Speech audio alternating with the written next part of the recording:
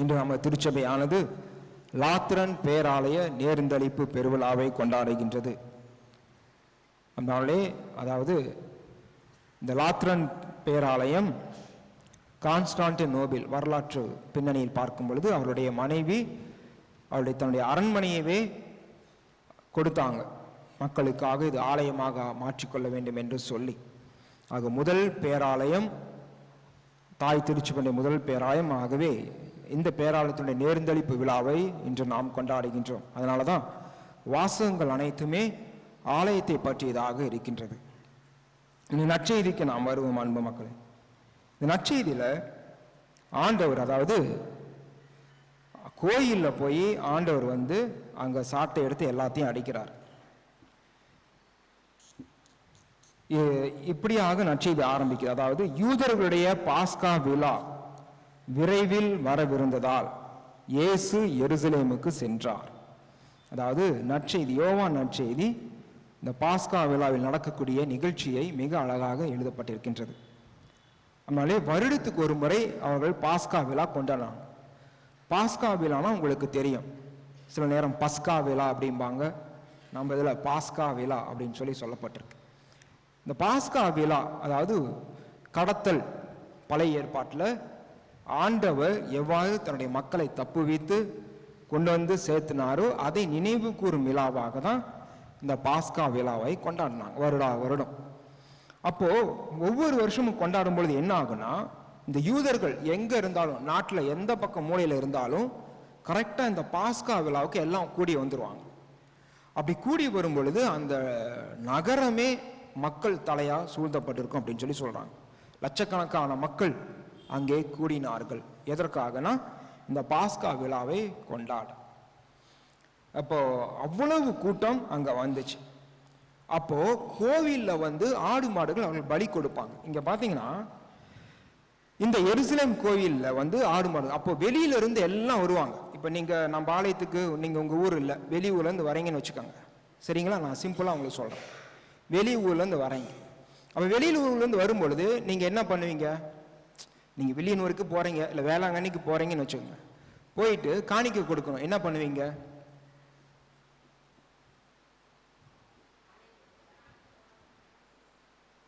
உங்க ஊர்ல யாருக்கும் வாயே கிடையாதா? யாரும் பேசவே மாட்டீங்களா? உடனே ஒருத்தங்க கூடி பார்க்கறாங்க. இப்போ நீங்க போனீங்கன்னா காணிக்கை கொடுக்கணும், என்ன பண்ணுவீங்க? அங்க வெளியூர்ல போயிட்டு கடையில வாங்கி கொண்டு போய் காணிக்கை கொடுப்பேன். நல்லா இது நான் உங்களுக்கு எளிமையா புரிய வைக்கிறதுக்காக நான் சொல்றேன். இது வரலாற்று பின்னணி, 2-3 பின்னணி இருக்கு. இது வரலாற்று பின்னணி. அப்போ பல நாடுகள் பல இடங்கள்ல இருந்து போனவங்க காணிக்கை கொண்டு கொடுக்கணும். இங்க பாருங்க. அப்ப என்ன ஆச்சுன்னா, இந்த எருசலேம்ல இருக்க எல்லா கடைகளுக்கும் சொந்தக்காரன் யாருன்னா, இயேசுவை காட்டி கொடுக்கும்போது கொண்டு போய் நிறுத்தினாங்க ஒரு யூத மத தலைவன் முன்னாடி. யாரு பேருன்னு தெரியுமா? அம்மா, கயபாவா, பரபாவா? பைபிள் படிக்கிறீங்களா நீங்க எல்லாரும்? நீங்க எல்லாருமே உடனே டைரக்டா மோட்சம் போயிடுவீங்க. உங்களுக்கு உத்தரிக்க ஸ்தலமே கிடையாது, இல்லைங்களா? டைரக்டா நம்ம இறந்தோம்னா அது கத்தோலிக்க மக்கள் அப்படியே மோட்சம் போயிடுவோம். ஏன்னா உங்களுக்கு வேற பூசை வேற ஒப்பு கொடுக்குறோம்ல. ஆனா நீங்க செஞ்ச பாவலத்தெல்லாம் ஆண்டவர் மன்னிச்சு உங்களை என்ன பண்ணிடுவாரு? டைரக்டா நீ என் கூட வந்துரு, நீ செஞ்ச பாவத்துக்கெல்லாம் உனக்கு இதே கிடையாது, உனக்கு மோட்சம் தான். ஒரு மனுஷன் முன்னாடி போய் நிறுத்துறாங்க. மத குருமாரு தலைவன் யாரு? பரபாவா, கயபாவா? யாரு? யாரு?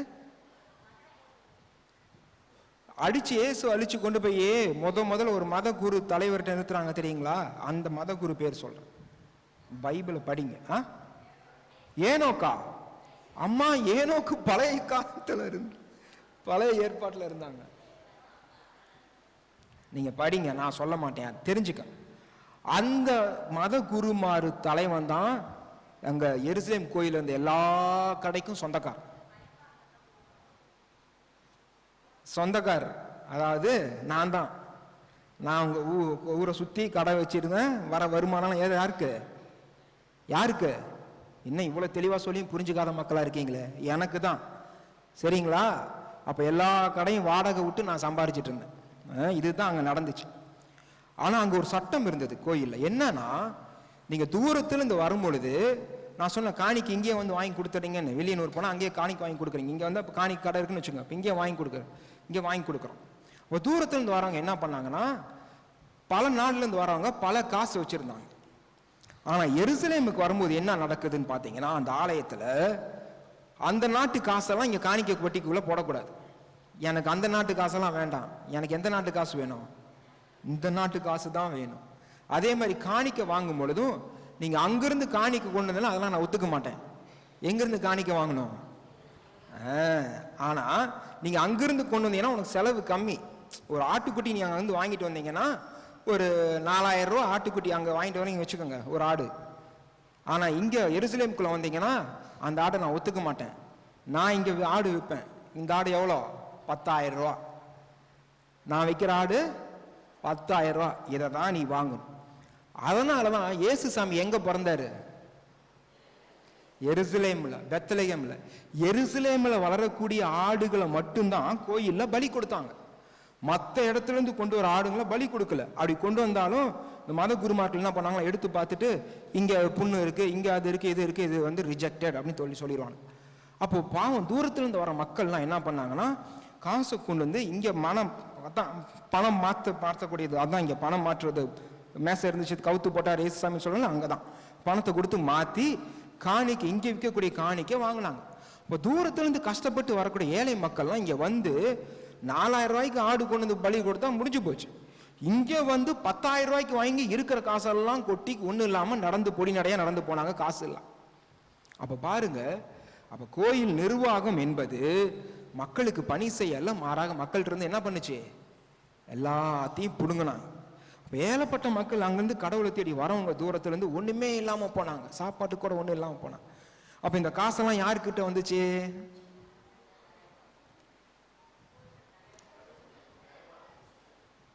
சரிங்களா? அப்போ எல்லா காசையும் அங்க வச்சு இது பண்ண. அப்போ இதெல்லாம் பார்த்து இது ஒரு காரணம். நான் சொன்ன ஆடு இயேசுசாமி அதனால தான் எருசலேம் பெத்லகேமில் பிறக்கிறார். மாசு மறுவற்றார், வெளியில பிறக்கல. அங்க பிறந்தாதான் அந்த ஆடு, எருசலேமில் பிறந்த ஆடு மட்டும்தான் கோவிலில் பலி கொடுக்கப்பட்டது. வெளியிலிருந்து எடுத்த அந்த ஆடுகள் பலி கொடுக்கவே படவில்லை. அப்போ இங்க இன்னொரு என்ன நடக்குதுன்னா, அந்த கோயிலுடைய 30 ஏக்கர் மேல இருக்கும் அப்படின்னு சொல்றாங்க. இப்போ உள்ள வந்து பரிசுத்த ஸ்தலம், மகா பரிசுத்த ஸ்தலம் அப்படின்னு சொல்றாங்க. இப்போ இந்த மாதிரி தான் இருக்குன்னு வச்சுக்கோங்க, ஒரு குறிப்பிட்ட. அப்போ இங்கே தான் மகா பரிசுத்த ஸ்தலம். கோயிலுக்கு வெளியே ஒரு கிரவுண்டெல்லாம் இருக்கு. அப்போ அந்த இடத்துல யார் வந்து நிற்பாங்க அப்படின்னா, அங்காவது யூதர்களால் தள்ளி வைக்கப்பட்ட மக்கள், புற இனத்தார் சொல்லக்கூடிய, அதாவது இன்னும் நம்முடைய மொழியில் இப்போ சொல்லப்படுனா தாழ்த்தப்பட்டவர்கள் அப்படின்னு சொல்லி ஒதுக்கி வைக்கப்படும். நல்லா ஞாபகம் வச்சுங்க அன்பு மக்களே, நம்முடைய ஆண்டோடைய பால்வியில இவன் உயர்ந்தவன் இவன் தாழ்ந்தவனே கிடையாது. எல்லாருமே சமம். இந்த உலகத்தில் வாழும் பொழுது அதை நம்ம நாட்டில் தான் அடிச்சுக்கிறோம். இவன் இவன் இவன் அவன் கம்மியானவன், மற்ற என்ன சொல்லுது, அறிவற்ற மனிதர்கள் செய்யக்கூடிய வேலை. ஆனா கடவுள் பார்வையில இவன் உயர்ந்த இவன் தாழ்ந்தவன் எல்லாருமே சமம். எல்லாருமே சமம். எல்லா செத்தாலும் ஆண்டவர் முன்னாடி போய் நிற்கணும்.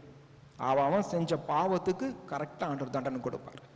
அங்கே போயிட்டு நான் இந்த குடும்பம் நான் அங்கேருந்து வந்தேன், நான் லண்டனில் பிறந்தாலும் சொல்ல முடியாது. எல்லாரும் ஆண்டவருக்கு சமம், ஆண்டவர் முன்பாக. அப்போ கடவுளுடைய பிள்ளைகளாகிய நாம எல்லாரையும் சமமாக பார்க்கணும். எல்லாரையும் சமமாக பார்க்கணும். நான் ஆண்டவருடைய பிள்ளை அப்படின்னு சொன்னா எனக்கு எல்லாரும் தேவை. அவங்க தேவை, பணக்காரங்க தேவை, இதுங்க தேவை. எல்லாரும் தானே உண்டியில் காசு போடுறீங்க, எல்லாரும் தானே கடவுளை தேடி வரீங்க. அப்போ கடவுளுடைய பிள்ளை என்று சொல்பவன் எல்லாவற்றையும் சமமாக பார்க்கணும். இயேசுவோட பிள்ளையா எல்லாருக்கும் எல்லாமா இருக்கணும், எல்லாரையும் மதிக்கணும், எல்லாரையும் பார்க்கணும். அப்போ இங்கே பார்த்தீங்கன்னா அங்கே அந்த ஏழப்பட்டவர்கள் ஒதுக்கப்பட்டவர்கள் வந்து ஜெபம் பண்ணாங்க, கடவுளை தேடினாங்க. அங்கே தான் கயமையன்னு சண்டை சச்சரவு, காசு புறா அது இது விற்கிறது, எண்ணற்ற ஆடுகளை பலி கொடுத்தாங்க. இது வரலாற்று பின்னணி நான் சொல்வது. அப்போ அங்கே ஜெபிக்க முடியல. யாரால ஜெபிக்க முடியல? பணக்காரங்களாலையா? எங்களை மாதிரி ஆளுங்களாலையா? யாரால ஜெபிக்க முடியல? சாதாரண மக்கள், வாழ்க்கையில் போராடி கொண்டிருந்தவங்க, வறுமையில் வாழ்ந்தவங்க, நோயாளிகள், கஷ்டப்பட்டவங்க, உழைக்கக்கூடியவர்கள், கடவுளை தேடி வந்து அவங்க கடவுள்கிட்ட தன்னுடைய குறைகளை சொல்லி அழுகும்போது அந்த இடத்துல அவங்களுக்கு ஜெபிக்கக்கூடிய இடமா அது இல்லை. அது வியாபார கூடமா இருந்துச்சு.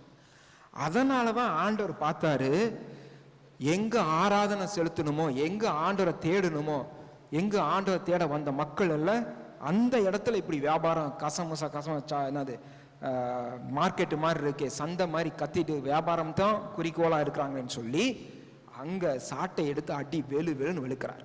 கடையெல்லாம் உடைச்சு போடுறாரு. அப்போ நீங்க இந்த கடையெல்லாம் அடிச்சு உடைச்சு போட்டீங்கன்னா யாருக்கு கோபம் வரும்? யாருக்கு? யாருக்கு? கடை ஓனர் தானே. கடை ஓனர் யாரு? தெளிவா உங்களுக்கு சொல்றோம்மா. அப்போ இந்த கடை ஓனர் எனக்கு கோபம் வருமா வராதா? அப்ப யாரா அந்த கடையெல்லாம் அடிச்சு உடைச்சது நான் பாக்குறேன். யாரு? இவனை எப்படியாச்சும் காலி பண்ணுன்னு சொல்லி தான் அடிச்சு கொண்டு வந்து எங்க நிறுத்த முன்னாடி கொண்டு வந்து நிறுத்திட்டேன். அதுதான் அது. இது வரலாற்று பின்னணி, அன்பு மக்களே. அப்போ ஆண்டவர் வந்து பாத்தீங்கன்னா அதனாலதான் வந்து இந்த கோயிலை இடிச்சிடுங்க, நான் 3 நாள்ல கட்டுவேன் அப்படின்லாம் சொல்றார். அப்ப நாணயம் மாற்றுவன் சில்லறை காசுகளை கொட்டி விட்டு மேசைகளை கவிழ்த்து போட்டார். எல்லாத்தையும் அட்டிச்சு பின்னி எடுக்கிறார். அப்பதான் சொல்றாரு, என் தந்தையின் இல்லத்தை சந்தையாக்காதீங்க, கோயிலை சந்தையாக்காதீங்க. சந்தை ஆக்காத கோயிலை. கோயில் ஆண்டவரை ஆராதிக்க ஸ்துதிக்க பயன்படக்கூடிய இடம். மாறாக அது சந்தை கிடையாது. கச்சா முச்சான்னு கத்திக்கிட்டு அதை விற்கிறது இதை விற்கிறது கிடையாது. ஆண்டவரை ஆராதிக்கக்கூடிய இடம். அப்போ ஆண்டவர் பாருங்க, இந்த காரியத்தெல்லாம் பார்த்துட்டு தான் சாட்டை எடுத்து அடிக்கிறாரு. இவ்வளவு காசு, ஏழைப்பட்ட மக்கள் காசை பிடிச்சு எடுத்தாங்க. ஏழைகள் ஜெபிக்கக்கூடிய, கடவுளை தேடக்கூடிய இடம் இல்லாம போச்சு. இவ்வளவு இதனால பாதிக்கப்பட்டாங்க மக்கள், சாப்பாட்டுக்கு வழி இல்லாம போனாங்க கோயிலை தேடி வந்துட்டு. அப்போ இங்க எவ்வளவு கூட்டம் வந்துச்சுன்னா லட்சக்கணக்கான மக்கள் ஆலயத்தில் இருந்தாங்க. அப்போ லட்சக்கணக்கான மக்கள், அந்த லட்சக்கணக்கான மக்கள் மத்தியில ஆண்டவர் சாட்டை எடுத்து அடிக்கிறார். அப்ப எத்தனை பேர் பார்த்திருப்பாங்க இல்லைங்களா? இதுதான் வரலாற்று பின்னணி. சரி, இதை விட்டுருங்க அன்பு மக்களே, இது வரலாற்று பின்னணி விட்டுருவோம். இப்போ ஆவிக்குரிய விதத்துல நம்ம பார்ப்போம். வேதத்துல நல்ல அழகா சொல்லுது, எல்லா மதங்களிலும் சித்தர்கள் வழிபட்ட இந்த ஊர் நம்முடைய ஊர் தமிழ்நாடு எல்லாம் சொல்றோம் இல்லைங்களா? சித்தர்கள் எல்லாம் என்ன சொல்றாங்கன்னா, கடவுள் எங்க இருக்கிறார்?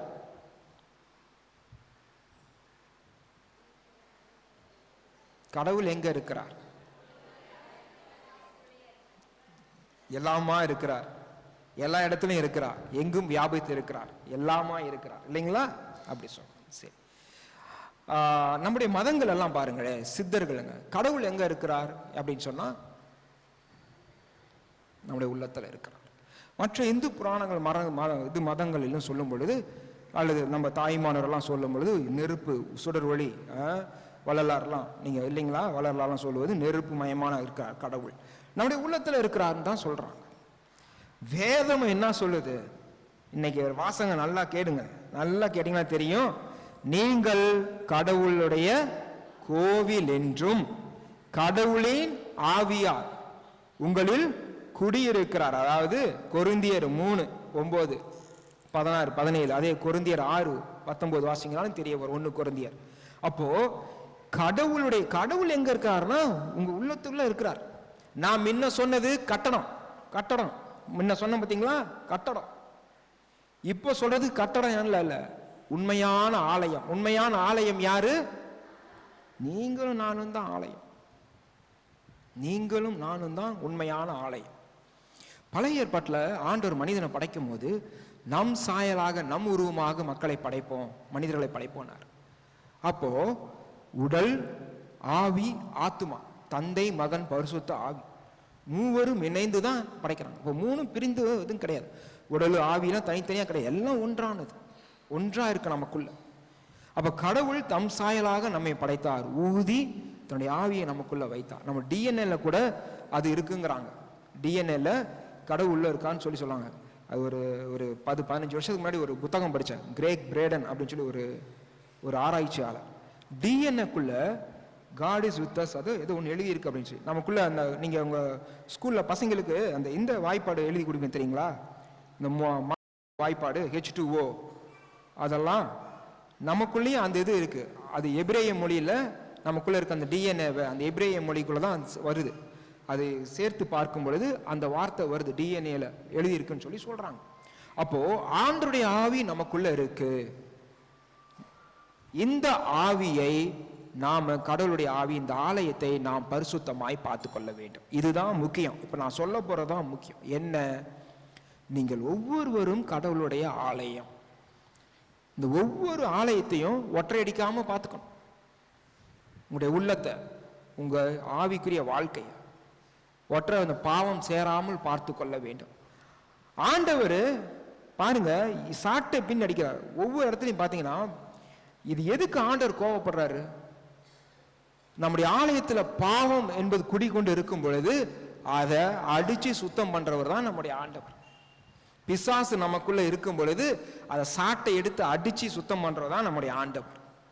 அப்ப இந்த கோவிலாகி இந்த இதுக்குள்ள என்ன நடக்கணும்னா, வியாபாரம் நடக்கணுமா? இல்ல, இந்த கோயிலுக்குள்ள எப்பயும் ஆராதனை ஸ்துதி இருந்துகிட்டே இருக்கணும். எனக்குள்ள ஆண்டவர் இருக்கிறாருன்னா இந்த ஆலயத்துக்குள்ள ஸ்துதி ஆராதனை. கோயில் என்ன இருக்கு? எப்பயுமே கோவில் என்ன பண்ணீங்க? ஆண்டவர் ஆராதிப்போம், பாடுவோம், ஸ்துதிப்போம், மகிமைப்படுத்துவோம். அப்ப இந்த ஆலயமாகி உடலுக்குள்ள ஆண்டவர் இருக்கிறாரா? நான் என்ன செய்யணும்? ஒவ்வொரு நாளும் ஆண்டவர் ஆராதிக்கணும், ஸ்துதிக்கணும். அப்படி சுதிச்சு ஆராதிச்சாதான் ஆண்டவர் நாம மகிமைப்படுத்துகின்றோம். உங்களுக்குள்ள இந்த உடலாகி இந்த இதுக்குள்ள பாவம் இருந்துச்சுன்னா அந்த பாவத்தை தான் ஆண்டவர் இங்க விரட்டி அடிக்க. அந்த பாவங்கள் தான் இது. காசு விற்கிறது அப்படின்னா என்ன? காசு மாத்துறது, கோயில் ஆடு மாடா போறது, உள்ளுக்குள்ள இருக்கக்கூடிய பாவங்களை சொல்றோம். இச்சை, கண்ணால நான் எப்ப பார்த்தாலும் இச்சையை பார்க்கறது, எப்ப பார்த்தாலும் இச்சையான சிந்தனையே நினைச்சிட்டு இருக்கிறது, இச்சையான கனவுகளை மூழ்கி என்னையே நான் கொடுக்கிறது, அடுத்த குடும்பம் கெட்டு போகணும்னு நினைக்கிறது, மற்றவர்கள் வாழ்க்கையை நாசப்படுத்துவது, மற்ற குடும்பத்தை கெடுப்பது, போதைக்கு அடிமையாய் வாழ்றது, குடி குடி குடி குடி, எப்ப பார்த்தாலும் குடிச்சிட்டு இருக்கிறது. அன்பு மக்களே, ஆண்டவர் பாருங்க, உங்க உடலை நீங்க கெடுத்துக்கும் பொழுது கோபப்பட்டு சாட்டை எடுத்து அடிக்கிறார். கோபப்பட்டு சாட்டை எடுத்து அடிக்கிறார். அப்ப உங்க உடலாகி உங்க பரிசுத்தமான அந்த ஆலயத்துல நீங்க பாவம் செய்யும் பொழுது ஒரு குறிப்பிட்ட காலத்துக்கு அப்புறம் உங்க உடல் உறுப்புல கண்டிப்பா என்ன பண்ணுவார் ஆண்டவர்?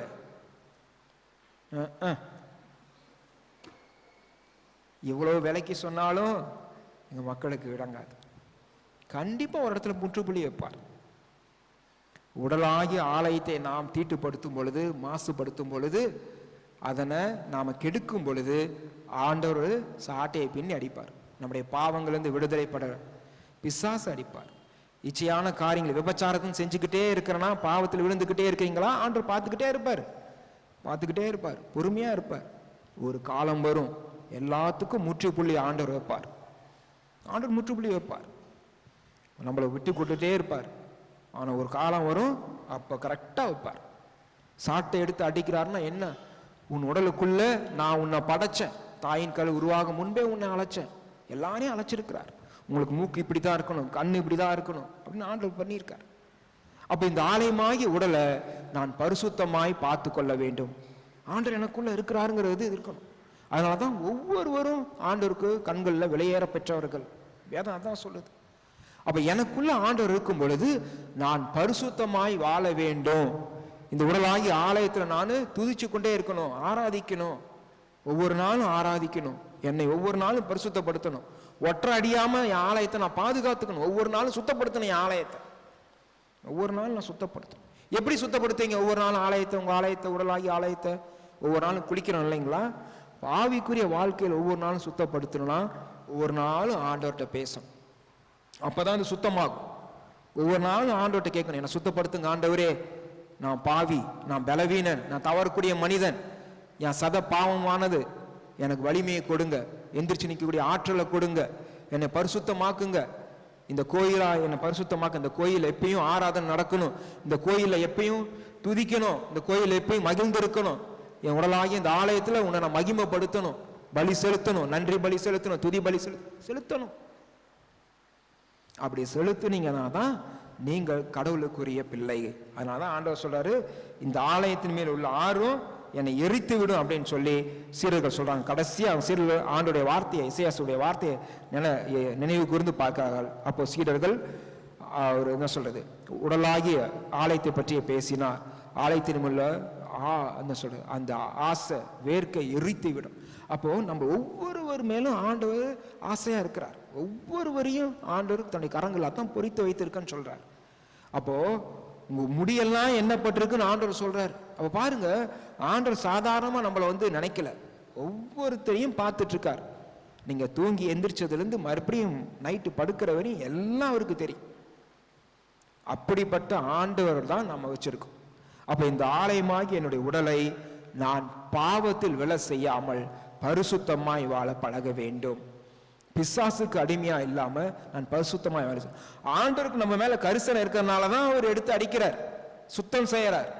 ஆண்டவருக்கு நம்ம மேல கரிசனை இல்லைன்னா நம்மளை கண்டுக்கவே மாட்டேன். நீ எப்படியே வாழு, நான் உன்னை பத்தி கவலைப்பட மாட்டேன். இல்ல, நம்மளை கண்டித்து திருத்தும் கடவுள் தான் நம்முடைய கடவுள். நீ பாவத்திலே இருக்கிறியா, உன்னை கண்டிப்பா ஒரு நாளைக்கு உனக்கு திருத்துவார், உன்னை விட மாட்டார். இல்லை எனக்கு ஆண்டவர் சொல்றதே எனக்கு வேண்டாம், நான் கடவுளையே கண்டுக்கல, நான் போறேன் அப்படின்னா ஒரு நாள் கண்டிப்பா செக் வைப்பார், கண்டிப்பா வைப்பார் ஆண்டவர். அப்ப மிகப்பெரிய இழப்பு ஏற்படும். அப்ப ஐயோ முய்யோ குய்யோ குறையோன்னு கத்திக்கிட்டு, உனக்கு கண் இல்லையா ஆண்டவரே, உனக்கு காது இல்லையா ஆண்டவரே, நான் உனக்கு கேட்டுட்டு இருக்கனே, நீ எனக்கு பதில் சொல்ல மாட்டேங்கிறே நம்ம சொல்ல முடியும். ஆண்டவர் சொல்ற, நான் உனக்கு நேரத்தை கொடுத்தேன், நீ என்னை தேடி வரல, உன் பாவ வாழ்க்கையிலேருந்து நான் மீண்டு எழுந்து வரல, உனக்குரிய நேரம் முடிஞ்சு போச்சு. கண்டிப்பா ஆண்டவர் சொல்லுவார். கண்டித்து திருத்தும் கடவுள் தான் நம்முடைய கடவுள். எப்பொழுதெல்லாம் நம்முடைய ஆலயம் என்கின்ற இந்த உடல் பரிசுத்தமற்று பாவத்தில் இருக்குதோ, இங்க கண்டதெல்லாம் நடக்குதோ, அப்பெல்லாம் ஆண்டவர் போய் நம்ம சுத்தமாகணும், பரிசுத்தமாகணும், நம்மளை பரிசுத்தப்படுத்த வேண்டும். அப்ப இந்த ஆலயம் பரிசுத்தமானதாக இருக்க வேண்டும். அன்பு மக்களே, நமக்குள்ள ஆண்டவர் இருக்கிறார். இந்த ஆண்டவரை நாம் ஒவ்வொரு நாளும் பரிசுத்தத்தில் ஆராதிக்க வேண்டும். இந்த ஆலயத்துல பூஜை நடக்கணும். ஆண்டவருக்கு தீபம் ஆராதனை சொல்றோம்ல, தீப ஆராதனை தூப ஆராதனை காட்டணும், ஒவ்வொரு நாளும் காட்டணும். எனக்குள்ள ஆண்டவர் இருக்கிறார். அப்படி நீங்க காட்ட ஆரம்பிச்சீங்கன்னா ஆண்டவர் உங்களுக்குள்ள இருந்து பேசுவதை நீங்க கேட்க ஆரம்பிப்பீங்க. ஆண்டவர் பேசுவார். அதுனாச்சும் உங்களுக்கு தெரியுமா தெரியாதா? நீங்க தான் சாமி ரொம்ப பேசுறீங்க. ஆண்டவர் பேசுவார். நம்முடைய உள்ளத்துல இருக்கிற ஆண்டவர் பேசுவார். நீங்க தொடர்ந்து ஆண்டவர்கிட்ட வேண்டும் பொழுது, ஜெபிக்கும் பொழுது, அவர் பாதத்தில் உட்காந்து அழுகும் பொழுது, நேரத்தை கொடுத்து அவரை நோக்கி பார்க்கும் பொழுது, நம்முடைய உள்ளத்துல தெளிவா பேசுவார். நான் பேசுறேன் பார்த்தீங்களா, இதே போல பேசுவார். நீங்க வாழ்க்கையில உடஞ்சி மற்றவங்க முன்னாடி தலை குனிஞ்சு நிற்கும் பொழுது, பயப்படாத, நான் உன் கூட இருக்கிறேன், தெளிவா பேசுவார் உள்ளத்துல இருந்து. அப்போ உங்களுக்கு ஷாக் அடிச்ச மாதிரி இருக்கும், ஆண்டவர் சக்தி கொடுத்த மாதிரி இருக்கும். அடுத்ததுக்கு நம்ம வாழ்க்கையை நம்ம அடுத்த ஸ்டெப் எடுத்து வச்சு போகிறதுக்கு சக்தி கொடுப்பார். ஒரு விபத்து நடந்திருக்கலாம், உடஞ்சு போயிருக்கலாம், அல்லது நோயால் படுத்து இருக்கலாம். ஆண்டவர் நோக்கி கதறி அழுகும் பொழுது ஆண்டவர் நம்ம கூட பேசுகிற உள்ளத்திலிருந்து பேசுவார். அப்போ ஆண்டவர் நம்ம உள்ளத்தில் இருக்கிறார். அன்பு மக்களே, அவரை நாம் பற்றி கொள்ள வேண்டும், அவரை நாம் தேட வேண்டும். நம்முடைய உள்ளத்துல உடலுக்குள்ள இருக்கிற ஆண்டவரை நாம் ஆராதிக்க வேண்டும். ஒவ்வொரு நாளும் நான் ஆண்டவர்கிட்ட ஆராதிக்க ஆராதிக்க தான் நான் பரிசுத்தம் ஆவேன். ஒற்றை அடியாம என்னுடைய ஆன்மீக ஆவி ஆலயத்தை நான் பார்த்துக்கும் பொழுதுதான் அங்க ஆண்டவர் வாசம் செய்வார். ஒவ்வொரு நாளும் ஜெபம் துதி என்கின்ற தீபத்தை ஆராதனையை நான் ஏறெடுக்கும் பொழுதுதான் என்னுடைய ஆலயம் பரிசுத்தமாகும். உங்களுடைய ஆலயத்துல தூபம் போடுறோம், எதுக்கு? ஆண்டவர் இருக்கிறார், ஆண்டவர் ஆராதிக்கிறோம். அப்ப இந்த ஆலயம் ஆராதிப்பதற்கு, ஆண்டவரை மகிமைப்படுத்துவதற்கு இருக்கிறது. அதே போல நம்முடைய உள்ளத்தில் இருக்கக்கூடிய அந்த ஆண்டவரை ஒவ்வொரு நாளும் ஆராதிப்போம். நீங்க ஆராதிக்க ஆராதிக்க அவர் மகிமைப்படுத்த நமக்குள்ள கெட்டதெல்லாம் ஓடி போயிடும். அடிச்சு ஆண்டவர் எல்லாத்தையும் வெளியே துரத்திடுவார். கெட்ட எண்ணம் வருதா, ஆண்டவர் அடிச்சு துரத்திடுவார். தூங்கும் போது கெட்ட இது வருதா, ஆண்டவர் அடிச்சு துரத்திடுவார். பாவத்திலே விழுந்து கிடக்குறீங்களா, ஆண்டவர் பிடுங்கி போடுவார், ஆண்டவர் அடிச்சு உடைச்சு எடுப்பார். அப்போ இதெல்லாம் நடக்குன்னா நம்மள ஒப்பு கொடுக்கணும். ஆண்டவரே, நான் பலவீனமான ஆண்டவரே, என்னை கட்டி எழுப்புங்க, என்னை பரிசுத்தமான ஆலயமாக்குங்க. ஒவ்வொரு நாளும் ஆண்டவரை போய் தேடும் பொழுது, அவர்கிட்ட இருக்கும் பொழுது நம்மை பரிசுத்தப்படுத்துவார். ஆகவே ஆண்டவர் வாழக்கூடிய பரிசுத்தமான ஆலயமாக மாறுவோம். இறைவன் நம்மை நம் குடும்பத்தையும் ஆசீர்வதிப்பாராக. ஆமென். எழுந்து நிற்போம்.